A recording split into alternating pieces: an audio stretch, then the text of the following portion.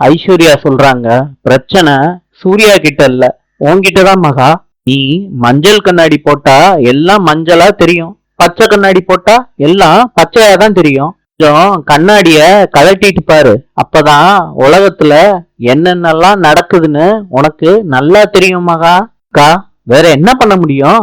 ராஜலட்சுமி அத்தை இந்த குடும்பத்தோட மூத்த மருமகளா, இந்த குடும்பம் பிரிஞ்சிடக்கூடாதுன்னு என்கிட்ட கேட்டுக்கிட்டாங்க. இந்த விஷயத்துல என்னால என்ன பண்ண முடியுமோ அந்த விஷயத்த தான் பண்ணினேன்க்கா.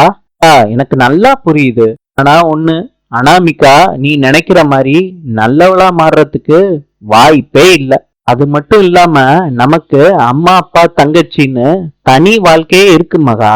உங்களை பத்தி நம்ம யோசிக்கணும், அதுதான் நமக்கு ரொம்ப நல்லது. நம்ம ரெண்டு பேரும் பிரபா கல்யாணத்தை ஜாம் ஜாம்னு நடத்தணும். அதுக்கு நம்ம இவங்க கையெல்லாம் எதிர்பார்க்க கூடாது. அப்புறம் நம்மள இவங்க கேவலமா பேசுவாங்க. நம்மளால என்ன முடியுதோ அதை வச்சு பிரபாவோட கல்யாணத்தை நடத்துவோம். அதே நினப்பு தான் என் மனசுலயும் ஓடுதுக்கா. நம்ம ரெண்டு பேத்துக்கும் அவசர கதியில கல்யாணம் நடந்துச்சு. பிரபா கல்யாணம் அந்த மாதிரி நடக்கவே கூடாது. அம்மா அப்பாவுக்கு உரிய மரியாதை கொடுக்கணும். கல்யாணம் சிம்பிளா நடந்தாலும் நல்லபடியா நடக்கணும். இதுதான் அப்பா அம்மாவோட ஆசையா இருக்கும். என்னோட ஆசையும் அதான்க்கா. மகாவோட அப்பா சொல்றாங்க, நான் கல்யாண செலவுக்கு என்ன பண்றதுன்னு யோசிச்சுக்கிட்டு இருக்கேன் கோடி. அப்ப மகாவும் ஐஸ்வர்யாவும் வீட்டுக்கு வர்றாங்க. மகாவும் ஐஸ்வர்யாவும் சொல்றாங்க, கல்யாண செலவை பாத்துக்கலான்னு அப்பா அம்மாவுக்கு ஆறுதல் சொல்றாங்க. சித்ரா தேவி யோசனையில இருக்காங்க. கௌதம் வர்றாரு.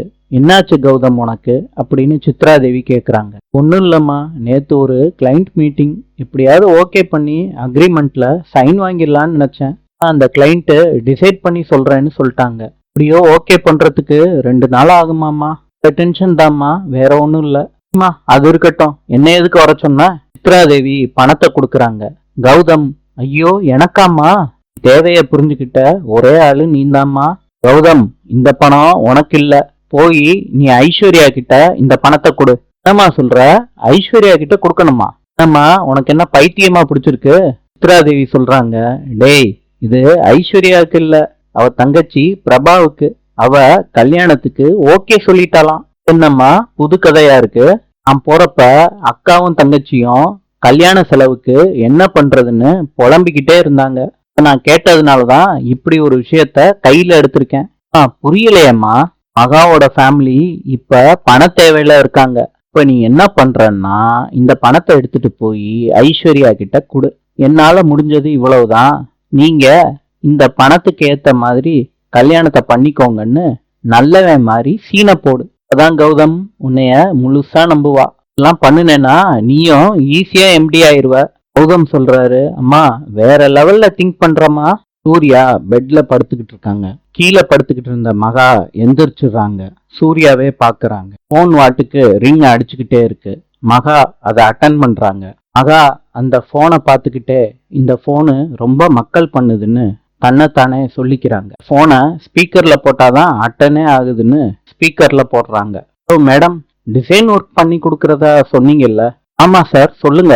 சாரி மேடம், நீங்க கேட்ட மாதிரி ரெகுலர் இன்கம் வர்ற மாதிரி பெரிய ஜாப் எதுவுமே வரல. சின்ன பட்ஜெட்ல தான் ஆர்டர் எல்லாம் வருது. உங்களுக்கு ஓகேவா மேடம்? பரவாயில்ல சார், நான் பண்றேன்.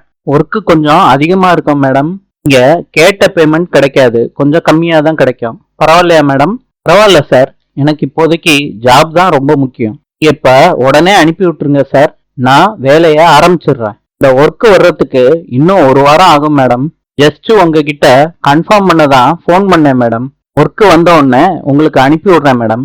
பரவாயில்ல சார், நான் வெயிட் பண்றேன் சார். தேங்க்யூன்னு சொல்லிட்டு போனை கட் பண்ணிடுறாங்க. பிரியா மனசுக்குள்ள நினைக்கிறாங்க, என்ன இவ எப்படியாவது வேலை பார்க்கணும்னு முடிவோடு இருக்கா போல இருக்கு. மகா பிரபாவுக்காண்டி தீவிரமா வேலை பார்க்கறா போல இருக்கு. இதுக்கும் நம்ம மகா கிட்ட பேசி பார்க்கலான்னு மனசுக்குள்ள சொல்லிக்கிறாரு சூர்யா. பிரியா மகான்னு கூப்பிடுறாரு. நான் கேக்குறேன்னு தப்பா எடுத்துக்காத.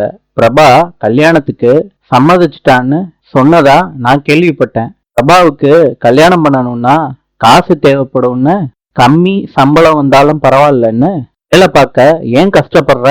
பணம் தான் பிரச்சனைன்னா அந்த மாதிரி வேலை பார்த்து நீ கஷ்டப்பட தேவையில்லை. எவ்வளவு பணம் தேவைப்படுதுன்னு சொல்லு, அந்த பணத்தை நானே கொடுத்துட்றேனே. மகா, நானும் பிரபாவுக்கு மாமா தானே. அவளுக்கு கல்யாணம் பண்ணி வைக்க எனக்கும் உரிமை இருக்குல்ல.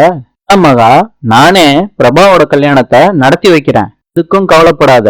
ஜாம் ஜாம்னு பிரபாவோட கல்யாணத்தை பண்ணிரலாம். என்னங்க சொல்றீங்க? உங்களுக்கு உரிமை இருக்கா? எப்படிங்க? மகா, தெரியாத மாதிரி எப்படின்னு கேக்குற? பிரபா உன்னோட தங்கச்சியாச்சே. ஆனா எனக்கும் அவ மேல அக்கறை இருக்காதா? போதுங்க, என் மேல அக்கறை இல்லாம தான் என்னைய விட்டு விலகுனாலும் பரவாயில்லன்னு அழகி மேல அவ்வளவு அக்கறை செலுத்துனீங்க. இப்ப என்னங்க புதுசா? என்னங்க, நீங்க செஞ்ச தப்பையெல்லாம் பணத்தை வச்சு சரி பண்ணலான்னு நினைக்கிறீங்களா? என்ன நினைச்சுக்கிட்டு இருக்கீங்க என்னைய பத்தி? பண்றதெல்லாம் பண்ணிட்டு இப்படி அக்கறை இருக்கிற மாதிரி நடிச்சுக்கிட்டு இருந்தா நான் என்னோட தன்மானத்தை விட்டுட்டு சமாதானம் ஆயிருவேன்னு நினைக்கிறீங்களா? எனக்கு உங்களோட பணமும் தேவையில்லை, அக்கறையும் தேவையில்லை. என் தங்கச்சி கல்யாணத்தை எப்படி நடத்துறதுன்னு எனக்கு நல்லாவே தெரியும். சொல்லிட்டு மகா அவங்களோட டிசைனிங் ஒர்க்கை பாக்குறாங்க. சூர்யாவுக்கு ஏண்டா சொன்னோன்னு ஆயிப்போச்சு. விஜய் தூக்கம் வராம நடந்துகிட்டே இருக்காங்க. ராஜலட்சுமி விஜய் கிட்ட பேசிட்டு விஜய்க்கு ஆறுதலா 2 வார்த்தை சொல்லிட்டு போயிடுறாங்க. மகா வேலை பார்த்துட்டே தூங்குறத விஜய் பாக்குறாரு. சூர்யா மகாவை கீழே படுக்க போடுறாரு. சத்தம் இல்லாம அவரோட வேலையெல்லாம் செஞ்சுக்கிட்டு இருக்காரு சூர்யா. மகாவையே பாக்குறாரு. மகா, உன் கோவம் நியாயமானது. நான் தான் அதை பத்தி யோசிக்காம பணத்தை பத்தி பேசிட்டேன். சூர்யா, உனக்கு வாயில வாஸ்து சரியில்லடா. அதனாலதான் நீ நல்லதே யோசிச்சாலும் இப்படி சொதப்பலா அமையுது. நீ சொன்ன விஷயம் கரெக்ட், ஆனா சொன்ன விதம் அதுதான். ஆறு, நீ பேசுனது மகாவோட தன்மான முடியும் பாதிச்சிருக்கு. இப்பதான் இதெல்லாம் நீ கத்துக்க போறியோ? இதெல்லாம் மனசுக்குள்ள நினைச்சுக்கிட்டு சூர்யா பெட்ல படுக்க போறாரு. நாளை சந்திப்போம்.